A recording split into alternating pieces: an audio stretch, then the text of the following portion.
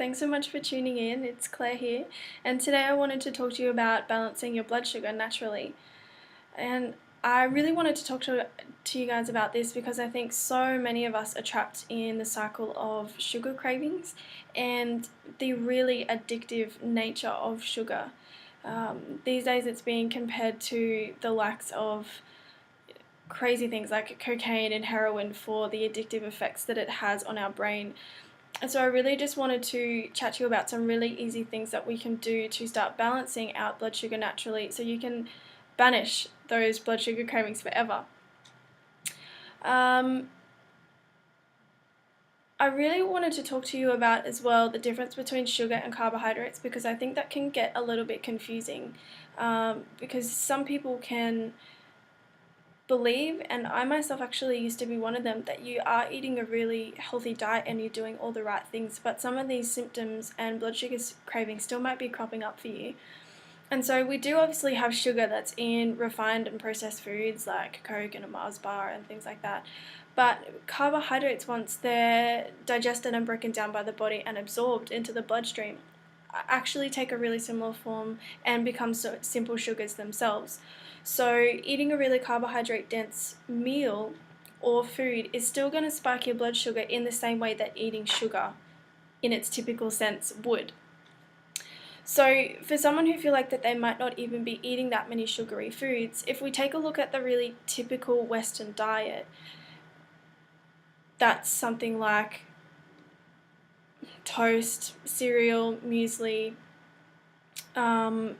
with potentially cereal with sugar on it for breakfast.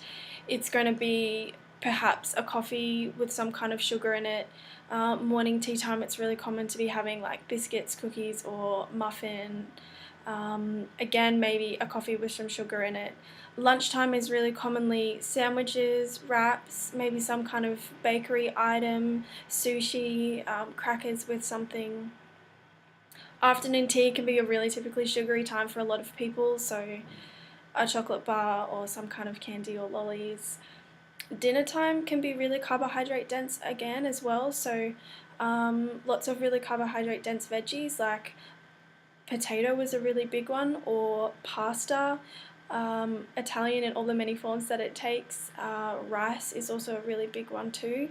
And then there's also dessert, which is also going to be pretty sugar laden, so that's more of your classic ice cream or chocolate scenario. So if you look back over your diet through the day, even though you might be eating, whole grain bread or, unrefined oats for breakfast, and all of those things are labeled as health foods, which they do have things to offer. If you're looking at and that 3, 4, 5 of these 6 of these things are ticking boxes for you in your day-to-day diet, it's still that your diet is very carbohydrate dense. And so it's eating these carbohydrates every day, every few hours, that spikes our blood sugar. And once that blood sugar is high, our body is like, the sugar in our bloodstream, it's too much, we have to do something about it. And so that's where insulin, I don't know if you've heard of that before, comes into the picture. And it helps to move all of this sugar into our cells to be used as energy or to be stored as fat. So this is where sugar can actually make you fat, more than fat can. So once that happens, things kind of go to normal. We use a bit of the sugar in our blood, and then it drops and it becomes low blood sugar. And that's when our body goes, this isn't good. We need to maintain this at a certain level, and it's dropped below it. So that's when you get a massive sugar craving hit in, and your body is saying, this is too low. We need to bump this up. And so that's all of a sudden when your body's like, no, Claire, you need that chocolate bar. You need to eat it. You need it for your body. And all of a sudden, it just completely becomes okay, because we get taken over by this wild sugar craving that just sweeps through our body. And if you don't have that bottle of Coke, something is going to hit the fan, and it's not going to be pretty. So after long periods of doing this, though, it can start to wreak a bit of havoc on the body, and your body can start to get a bit worn down. So if you think you're not only spiking your blood sugar every day, it's actually happening multiple times throughout the day if you're eating carbohydrates dense foods at every single meal. So if we're having 3 meals a day plus maybe 2 snacks at a maximum, you could be spiking your blood sugar many times throughout the day. So if we prolong this over days, weeks, months, years, you can see after a while that the body might start to get a bit fatigued from dealing with this. So that really starts to manifest as weight gain, inflammation within the body in all its different forms it can take. Skin issues are a really big one. Hormonal imbalances are a really big one too, especially for women. And the biggest thing that I get people trying to define is that feeling of lethargy, of fatigue, of brain fog, of sluggishness, of just feeling really bleh. So with a bit of re-education and introducing a few different foods into your diet, this can actually really dramatically change. And it can be really easy as just making a few simple swaps of foods that are higher in protein and good fat. They're really your two biggest allies in beating sugar cravings here. So when we're talking about protein containing foods, we're talking obviously meat is the primary one. Dairy, if you do eat it, is actually quite rich in protein. Nuts and seeds. Eggs are really, really good. Something called tahini is actually sesame seed paste. Foods like hummus. And nut butters are getting more and more common these days. So like you have peanut butter, you can also have almond butter, walnut butter, cashew butter. So they're probably your classic forms of protein-containing foods. And what we want to try and do in our fight against blood sugar is to actually try and include these in some way, shape or form in every single meal that we eat. And another awesome way is through eating good fats as well, and a lot of these cross over. So you'll find that eggs, nuts and seeds, dairy again, they're all full fat dairy, are all really high in good fats. Fish is another really great one. Taking tuna cans to work to have with a salad is really fantastic. Avocados again are also really good. Cold pressed oils like olive oil, flaxseed oil, they're really great to have as dressings.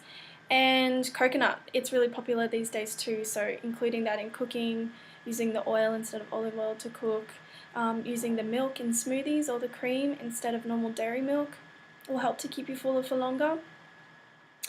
So making direct swaps with these, if you can think about, perhaps making a batch of friands or some kind of muffins at the start of the week using almond meal instead of flour, and substituting that for some kind of snack at morning tea time,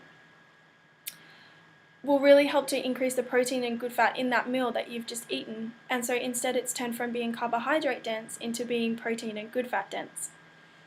Or having some almond butter, nut butter, with apple slices or some kind of celery or something. It has again turned that from being a carbohydrate dense time into something that's going to be really, really sustaining energy source, and is going to help to release that so that you don't, an hour or 2 hours doesn't pass and you're just dying for some more sugar again.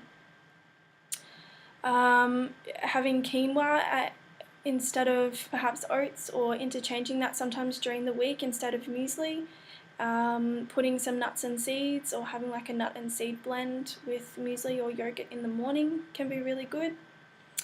Things like tahini, or making your own guacamole to have as an afternoon snack or with lunch, can really help to fill you up. If you can get a decent hit of protein at breakfast and lunch, you'll find after a while, especially as you look back retrospectively, that 3 o'clock slump just kind of ceases to exist. Like you can just glide right through to dinner time, maybe have a protein rich snack in the afternoon, but your energy levels will be so much stronger and more constant that you can really break that cycle and just step right out of it.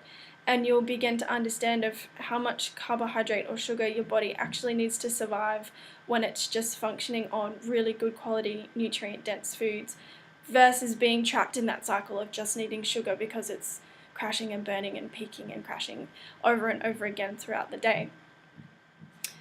So it really can be as easy as just starting with that. And if it seems overwhelming, just starting with one snack a day, and then trying to do some good food prep and plan throughout the week so you're not dashing to Macca's at lunchtime, can go such a long way as well. So I'd really, really, really love to hear your thoughts on this one in the comment box below.